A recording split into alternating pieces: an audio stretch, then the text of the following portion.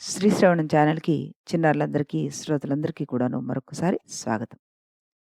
వచ్చినవాడు విభీషణుడైనా సరే, సాక్షాత్ రావణుడైనా సరే, నన్ను శరణు కోరి వస్తే నేను వాళ్ళకి అభయం ఇస్తాను. ఆ వచ్చినవాడు విభీషణుడైనా, విభీషణుడి రూపంలో ఉన్న రావణాసురుడైనా సరే, అతన్ని తీసుకురండి అంటూ రామచంద్రమూర్తి ఆజ్ఞాపిస్తాడు.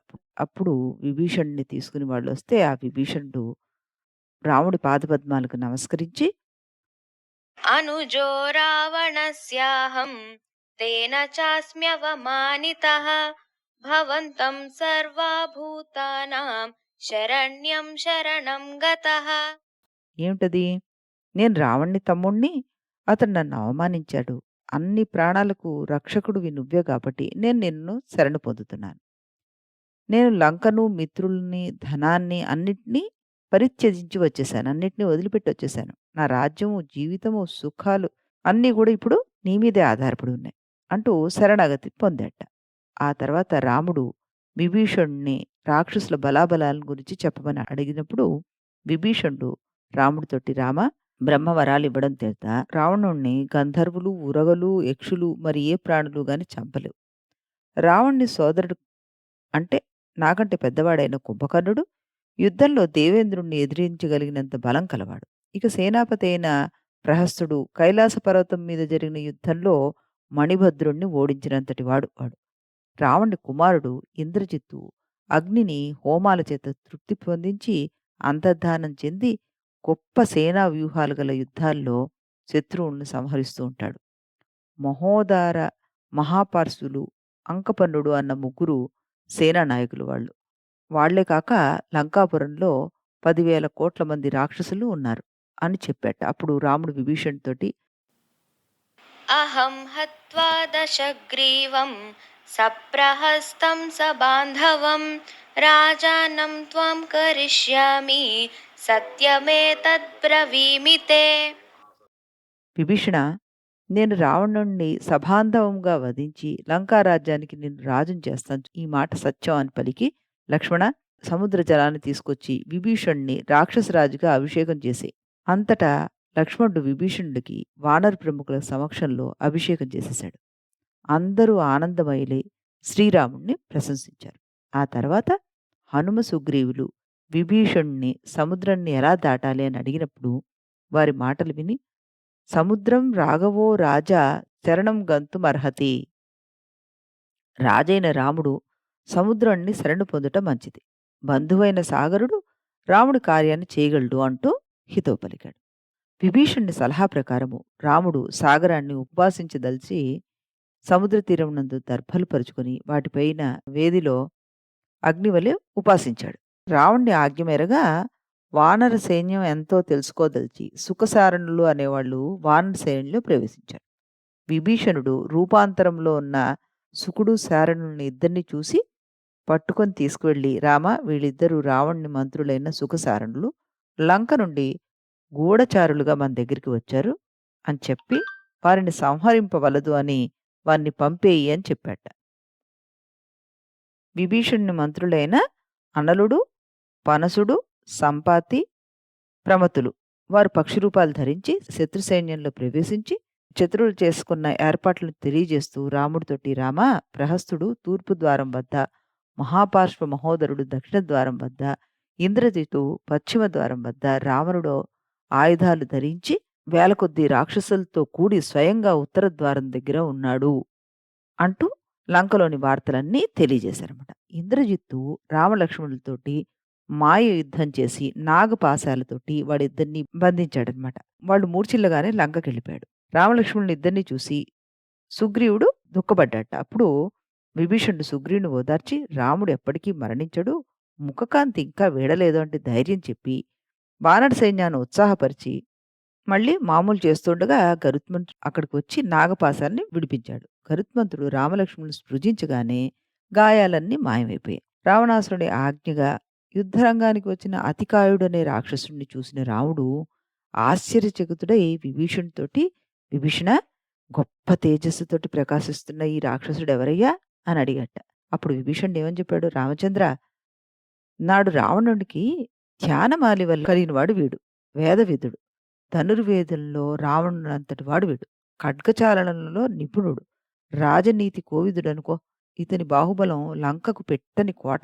ఈ అతికాయుడు తపోదీక్షతోటి బ్రహ్మను మెప్పించి వరాలు పొంది అనేక అస్త్రాలు గ్రహించాడు. వీడి విషయంలో జాగ్రత్త అవసరం అన్నాడు. ఆ తర్వాత లక్ష్మణుడు ఆ రాక్షసుతోటి యుద్ధం చేసి చివరికి బ్రహ్మాస్త్రాన్ని ప్రయోగించి ఆ అతికాయుణ్ణి సంహరించాడు. యుద్ధానికి వస్తున్న ప్రహస్తుణ్ణి చూసిన రాముడు, విభీషణ, యుద్ధానికి సంసిద్ధుడై ఉన్న ఈ రాక్షసు గురించి నాకు చెప్పు అని అడిగినట్ట. అప్పుడు విభీషణుడు రాముడితోటి, రామా, ఇతడు ఆ రావణుడి సేనాపతి అయిన ప్రహస్తుడనే రాక్షసుడు. లంకలో 3 వంతుల సైన్యానికి నాయకుడితను అని చెప్పాట. ఆ తర్వాత నీలుడు ప్రహస్తుడిని చంపేశాడు. రావణుడు యుద్ధం చేయడానికి బయలుదేరగా ఆ మహాసైన్యం చూసి రాముడు, విభీషణ, ఈ సైన్యం ఎవరిది? అనేక మంది యోధులు కనబడుతున్నారు అని అడిగితే అప్పుడు విభీషణుడు రాముడితోటి, రామా, ఏనుగుపై ఎక్కి ముందుకు వస్తున్నాడు అకంపనుడు. సింహధ్వజం కలిగి ఈ రథం మీద ఉన్నవాడు ఇంద్రజిత్. మహేంద్ర పర్వతం వలె అతికాయుడు వస్తున్నాడు చూసావా? ఏనుగునెక్కి ఘంటాధ్వనులు ఎక్కువ శబ్దం చేస్తూ వస్తున్నవాడు ఎవడున్నాడో వాడు మహోదరుడు. వృషభాన్ని ఎక్కి వస్తున్నాడు చూసావు? త్రిశిరస్కుడు. కుంభుడు, నీ కుంభుడు వస్తున్నారు. ఆ తర్వాత వింధ్య పర్వతం వంటి శరీరం కలిగిన వాడున్నాడే అక్కడ కనబడుతున్నాడు చూడు, వాడే రావణుడు. నిన్ను స్వయంగా ఎదుర్కోవడానికి వస్తున్నాడని పలికాడు. అహో దీప్తమహాతేజాః రావణో రాక్షసేశ్వరః ఆదిత్య ఇవ దుష్ప్రేక్ష్యో రశ్మిర్భాతి రావణః. రాముడు విభీషణుతోటి, విభీషణ, దేవదానవ గణాల్లో ఇటువంటి ప్రభాపూర్ణ దేహం ఎక్కడా కనిపించదు. ఏమి దీప్తి, ఏమి తేజస్సు, దుర్నిరీక్షుడైన సూర్యుడి వలె ఉన్నాడు కదయ్యా అని అన్నట్ట. ఆ తర్వాత రావణ లక్ష్మణులకు హోరాహోరీ జరిగిన యుద్ధంలో రావణుడు శక్తిని ప్రయోగించగా లక్ష్మణుడు మూర్ఛితుడు కాగా రాముడు రావణుడితోటి పోరాడి ఆ రావణుడి రథ ఖడ్గచాపాలు ముక్కలు చేశాడు. అంతేకాకుండా రావణుడి కిరీటం కూడా నేలకూలగా అప్పుడు రాముడు అతనితో యుద్ధం చేయడం ఉచితం కాదు, రేపు రావడం మంచిది అని చెప్పి వెనుక తిరిగాట. ఆ తర్వాత ఏమైంది?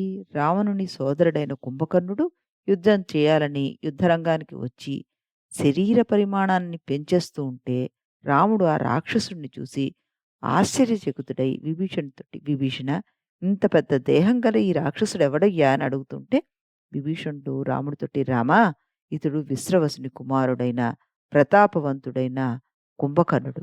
ఇతడు యుద్ధంలో యముణ్ణి ఇంద్రుణ్ణి ఓడించాడు. ఇతని దేహ ప్రమాణంతోటి సమానమైన ప్రమాణం గల మరి ఒక రాక్షసుడంటూ ఎవ్వరూ లేడు. ఈ కుంభకర్ణుడు పుట్టి పుట్టగానే ఆకలితోటి బాధపడుతూ ఎన్నో వేల ప్రాణులను భక్షించేశాడు.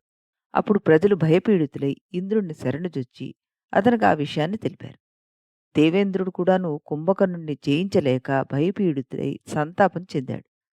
దేవేంద్రుడు దేవతలతోటి ఋషులతోటి కలిసి బ్రహ్మలోకానికి వెళ్ళాడు. వెళ్ళి కుంభకర్ణుడు ప్రజలను భక్షించేస్తున్నాడు, దేవతలను ఎదిరిస్తున్నాడు, ఆశ్రమాలను నాశనం చేస్తున్నాడు, పరస్త్రీలను హరిస్తున్నాడు అని వాడి దుష్టబుద్ధి గురించి బ్రహ్మదేవుడికి చెప్తారు. ఇంద్రుడి మాటలు విన్న బ్రహ్మదేవుడు రాక్షసులను తన దగ్గరికి రప్పించుకొని కుంభకర్ణుని చూశాడు. అప్పుడు బ్రహ్మ కుంభకర్ణుడితోటి, విశ్రవసుడు నేను నిశ్చయంగా లోకనాశనం కొరకే సృష్టించాడు, అందుకే నువ్వు నేటి నుంచి చచ్చిన వాడి వల్లే పడి ఉండు అన్నాడు.